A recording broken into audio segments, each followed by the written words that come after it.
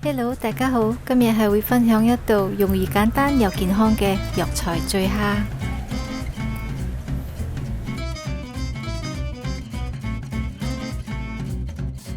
喺街市買咗10隻8隻嘅新鮮海蝦返嚟。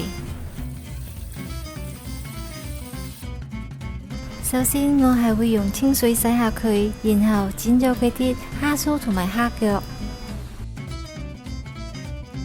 然後用一支牙籤喺個第2節個位置挑起嗰個蝦腸，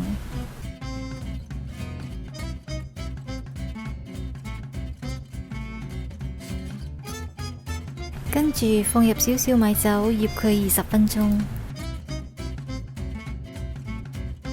至於藥材嘅材料包括有2片北芪、3條黨參、2片淮山、5片當歸、適量嘅龍眼肉、黑棗、紅棗，最後仲有杞子。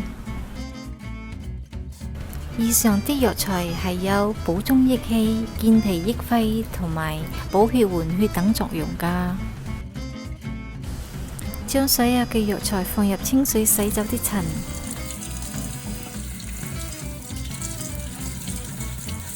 所有材料就準備好啦。不過煮之前我會先浸瓦煲20分鐘。瓦煲多咗一個步驟，用咗好多年都仲係會好靚，同埋冇咁容易裂開。準備一碗清水，水滾之後我哋落幾片薑同埋所有嘅材料。杞子係會留到最尾先至落。而家落嘅話，佢味道會變酸。而家就冚蓋煲佢大概20到30分鐘，之後再落埋所有嘅蝦、2湯匙嘅紹興酒同埋杞子。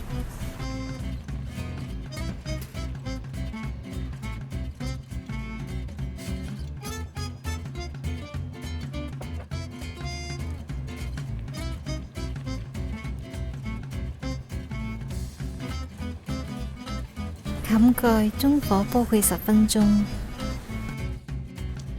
哇，好香嘅藥材同埋酒香味，再放啲鹽落去調下味。呢一道藥材醉蝦煲就完成啦，係咪好容易呢？